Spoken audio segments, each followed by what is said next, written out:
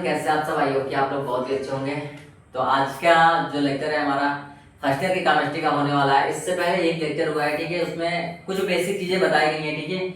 आज भी कुछ थोड़ा सा बेसिक चीजें हैं, उसको जानेंगे, ठीक। उसके बाद कल से इस लेसन का जो मेन टॉपिक है उसको पढ़ा जाएगा, ठीक है। तो आज समझ लेते हैं, ठीक है। तो इसके पहले चैप्टर में हमने पढ़ा था कि जो पदार्थ होते हैं कितने भागों में वर्गीकृत किया गया है, कितने भागों में बांटा गया है, ठीक है। तो उसको दो भागों में बांटा गया था, ठीक है। एक अशुद्ध पदार्थ था, दूसरा शुद्ध पदार्थ था। अशुद्ध पदार्थ में मिश्रण, समांगी मिश्रण और विषमांगी मिश्रण, दो टाइप के मिश्रण थे, ठीक है। आज हम लोग पढ़ेंगे शुद्ध पदार्थ, ठीक है। यानी आज हम लोग पढ़ेंगे शुद्ध पदार्थ, ठीक है। ये शुद्ध पदार्थ कितने प्रकार के होते हैं? ये दो प्रकार के होते हैं, जिसमें पहला आता है तत्व, ठीक है, दूसरा आता है यौगिक, ठीक है। अब देखिए शुद्ध पदार्थ होते क्या है, ठीक है। तो पहले समझ लेते हैं शुद्ध पदार्थ क्या होते हैं। देखिए शुद्ध पदार्थ ऐसे पदार्थ होते हैं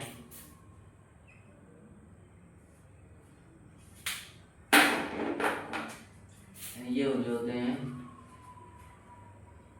शुद्ध पदार्थ, ऐसे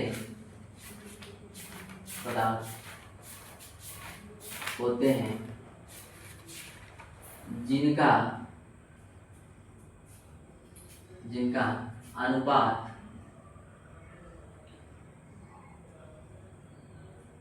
निश्चित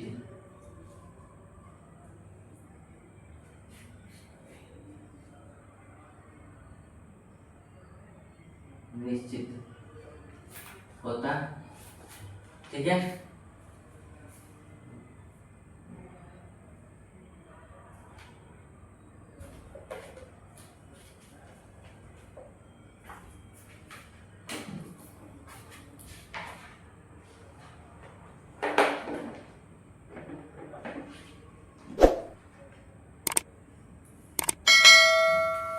सॉरी, देखिए यहाँ पे जिनके अणुओं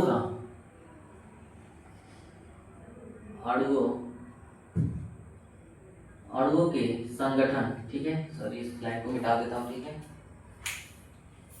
अणुओं के संगठन का जो अनुपात होता है वो क्या होता है? निश्चित होता है। अणुओं के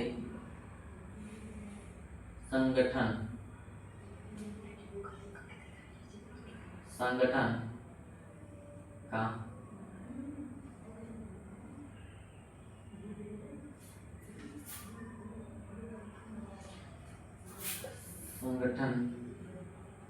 का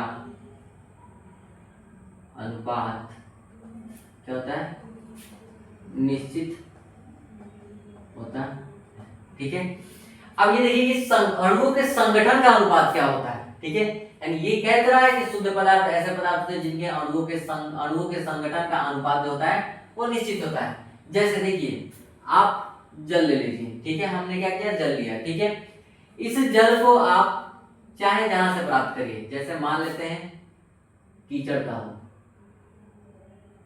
का हो या फिर शुद्ध जल हो, ठीक है, शुद्ध जल हो, या फिर आप कहीं से भी प्राप्त करिए इसको और किसी कंट्री से लेके आइए, ठीक है। कोई जरूरी नहीं है कि आप इंडिया का ही जल लेके आओगे। कीचड़ का हो सकता है, बरसात का हो सकता है, या फिर कहीं किसी अदर कंट्री से लेके आइए। हमेशा इसका जो अनुपात होगा वो क्या होगा? नियत रहेगा, निश्चित रहेगा, ठीक है। सबसे पहले इसका अनुपात समझ लेते हैं कि इसका अनुपात होता कितना है, ठीक है। यानी H2O का अनुपात होता कितना है, ठीक है। जैसे देखिए H2O है हमारे पास, ठीक है। अब हाइड्रोजन का परमाणु द्रव्यमान होता कितना है? अगर देखिए परमाणु द्रव्यमान आपको नहीं पता है तो उसको याद करना पड़ेगा, ठीक है। परमाणु क्रमांक आपको याद करना पड़ेगा। परमाणु क्रमांक याद होगा तो आप परमाणु द्रव्यमान निकाल सकते हैं, ठीक है। इससे पहले की वीडियो में बता दिया गया है, बेसिक कॉन्सेप्ट है केमिस्ट्री का, वो बता दिया गया, ठीक है। वहां से आप इसका जो परमाणु द्रव्यमान है वो निकाल सकते हैं। अगर परमाणु क्रमांक याद होगा तब, अगर नहीं याद होगा तो नहीं निकाल सकते हैं, ठीक है। तो देखिए हाइड्रोजन का परमाणु द्रव्यमान जो होता है 1 होता है, ठीक है। कितने हाइड्रोजन है? 2 है, ठीक है। अब इसका देखिए अनुपात कह रहे हैं तो इसमें अनुपात लगा देते हैं। ऑक्सीजन का कितना होता है? 16 होता है, ठीक है, 16 होता है, ठीक। अब देखिए ये हो जाएगा 2:16। देखो कट के छोटा हो सकता है, 2 का 2 2 8 16, यानी 1:8। यानी आप जल को चाहे जहां से भी प्राप्त करिए, ठीक है, जल को चाहे जहां से प्राप्त करिए उसका अनुपात हमेशा क्या होगा, 1:8 होगा। इसी तरीके से अगर हम कार्बन डाइऑक्साइड को बोलते हैं, कार्बन मोनोऑक्साइड चाहे कार्बन डाइऑक्साइड, ठीक है, मोनोऑक्साइड अलग होता है, कार्बन डाइऑक्साइड अलग होता है। ऐसा मत समझना कि हाँ ये कार्बन डाइऑक्साइड और कार्बन मोनोऑक्साइड दोनों एक ही होता है, ऐसा नहीं होता है, ठीक है। कार्बन डाइऑक्साइड अलग होता है, कार्बन मोनोऑक्साइड अलग होता है, दोनों अलग अलग गैसेस होती है, ठीक है। अब देखिए इसका अनुपात देखते हैं, ठीक है। कार्बन का कितना होता है, 12 होता है, ठीक है, अनुपात है। ऑक्सीजन का परमाणु द्रव्यमान 16 होता है, इनटू कितने मोल है ऑक्सीजन के, 2 मोल है, तो इसको 2 से मल्टीप्लाई कर देंगे तो 12 अनुपात है 16 दूना 32, ठीक है। इसको काटिए, 2 से कटेगा, 2 छक्का 12, 16 दूना 32, इसको और काटिए, 3 दूना 6, 3 से नहीं कटेगा, हाँ 2 से कटेगा, 3 दूना 6, 2 3 6, ठीक है, 2 3 6, 2 8 16, यानी ये कितना होगा, 3:8। यानी कार्बन डाइऑक्साइड गैस चाहे जहां से प्राप्त करिए, यहाँ कार्बन डाइऑक्साइड गैस भारत से प्राप्त कर रहे हैं, ठीक है, भारत से या फिर इंग्लैंड से या फिर लंदन से, यानी चाहे जहां से आप कार्बन डाइऑक्साइड गैस को लेके आइए उसका अनुपात क्या होगा, हमेशा 3:8 ही होगा, ठीक है। तो यही कह रहा है कि जो शुद्ध पदार्थ होते हैं जिनके अणुओं के संगठन का अनुपात, यानी अणुओं का संगठन, कार्बन अलग अणु है, ऑक्सीजन अलग अणु है, ये दोनों का संगठन हुआ, दोनों क्या हुआ, मिल गए हैं, मिलने के बाद जो बना है वो क्या बना है, कार्बन डाइऑक्साइड गैस बना है। और इसके अणुओं का जो अनुपात होगा वो क्या होता है, 3:8 होता है। कार्बन के अणु 3 और ऑक्सीजन के अणु कितने, 8, यानी अणुओं का जो अनुपात होगा वो कितना होगा, 3:8 होगा। इसी तरीके से जल का देखा जाए तो 1:8 होगा। चाहे आप जल को चाहे जहां से प्राप्त कर लीजिए, इसका अनुपात हमेशा इतना ही रहेगा, ठीक है। तो ये समझ गए कि शुद्ध पदार्थ क्या होता है। अब शुद्ध पदार्थ में दो प्रकार के आते हैं, शुद्ध पदार्थ 2 प्रकार के होते हैं, ठीक है। पहला होता है हमारा तत्व, ठीक है। अब देखिए तत्व होता क्या है, तत्व जो होता है एक ही प्रकार के परमाणु से बने होते हैं, ठीक है। जैसे कार्बन हो गया, ऑक्सीजन हो गया, नाइट्रोजन हो गया, ठीक है। अब इसमें ये भी आ जाएगा, ठीक है, CO2 कह रहे हैं, N2O2, ठीक है। ये क्या है, एक ही प्रकार के परमाणु, ठीक है। यानी नाइट्रोजन का बॉन्ड बना होगा कुछ ऐसे, तो यानी ये दोनों क्या है, एक ही प्रकार के परमाणु है, ठीक है। ऑक्सीजन में ऑक्सीजन का इस तरीके से बॉन्ड बना होगा, ठीक है। तो ये दोनों क्या एक ही प्रकार के परमाणु है, या तो ये सिंगल रहते हैं, ठीक है, ठीक, या फिर ये क्या होते हैं, एक ही प्रकार के परमाणु से बने होते हैं, ठीक है। यानी तत्व ऐसे पदार्थ होते हैं जो एक ही प्रकार के परमाणुओं से मिलकर बने होते हैं, वो क्या कहलाते हैं, तत्व कहलाते हैं। जैसे यहाँ पे लिख लेते हैं हम लोग, ठीक है।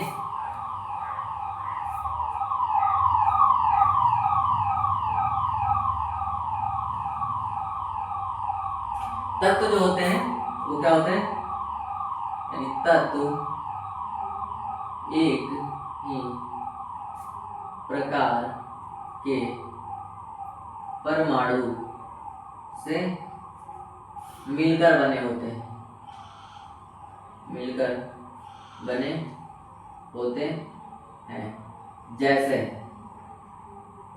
ठीक है, O2 N2, ठीक है, आदि, ठीक है, ठीक। तब तो इसको भी बोला जाता है जो सिंगल रहते हैं, जैसे Mg कामा Cl कामा क्लोरीन, ये सब भी क्या है, तत्व कहलाते हैं, ठीक है। ये मूल कणों से मिलके बने होते हैं, ठीक है। ये क्या होते हैं, मूल कणों से मिलके बने होते हैं, ठीक है। मूल कण कौन होते हैं, इलेक्ट्रॉन, प्रोटॉन और न्यूट्रॉन, ठीक है। ये आपको पीछे और लेक्चर में बता दिया गया है, ठीक है। ये तरह समझ गए कि तत्व क्या होते हैं और शुद्ध पदार्थ क्या होते हैं, ठीक है। शुद्ध पदार्थ में ये 2 प्रकार के होते हैं, पहला तत्व होता है, दूसरा यौगिक होता है, ठीक है। तो तत्व हम पढ़ लिए, अब पढ़ते हैं यौगिक क्या होते हैं, ठीक है। यानी अगला टॉपिक है यौगिक, ठीक है। अब यौगिक क्या होते हैं, तो जो यौगिक होते हैं, देखिए यौगिक 2 या 2 से अधिक परमाणु से परमाणु या फिर तत्व कह लीजिए, ठीक है, यानी तत्व, ठीक है, से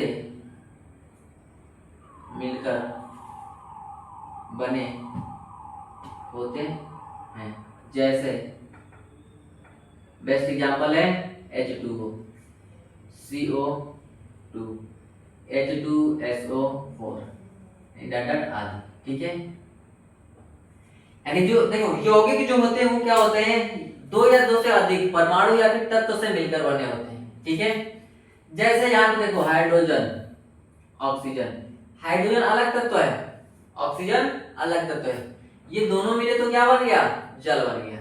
इसी तरीके से कार्बन क्या अलग तत्व है, ऑक्सीजन क्या है अलग तत्व है, ये दोनों मिले तो कार्बन डाइऑक्साइड बन गया। इसी तरीके से अब यहाँ पे देखिए तीन तत्व हैं, एक हाइड्रोजन हो गया, दूसरा सल्फर हो गया, तीसरा ऑक्सीजन हो गया, इन तीनों ही मिले तो क्या बन गया, सल्फ्यूरिक एसिड बन गया, ठीक है, यानी H2SO4 को बोलते हैं सल्फ्यूरिक अम्ल, ठीक है।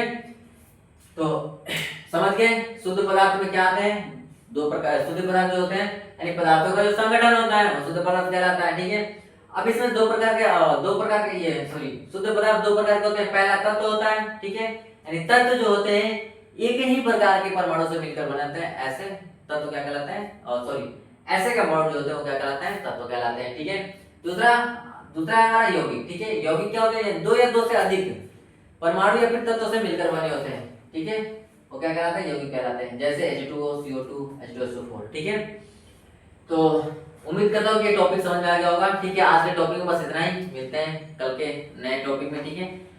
कल इससे आगे एक्सप्लेन किया जाएगा इस चैप्टर का, यानी जो बेसिक है इस चैप्टर का बेसिक है, इसमें और आगे जाएंगे तो इससे और डीपली पढ़ने को मिलेगा, ठीक है। तो उसको कल देखते हैं कल के लेक्चर में, ठीक है। अगर वीडियो अच्छी लगे वीडियो को लाइक कर दीजिएगा, चैनल को सब्सक्राइब कर दीजिएगा, साथ ही साथ बेल आइकन को भी प्रेस कर दीजिएगा और अपने दोस्तों के साथ भी शेयर करिएगा, ठीक है। मिलते हैं कल के नए लेक्चर में, ठीक है, तब तक के लिए धन्यवाद।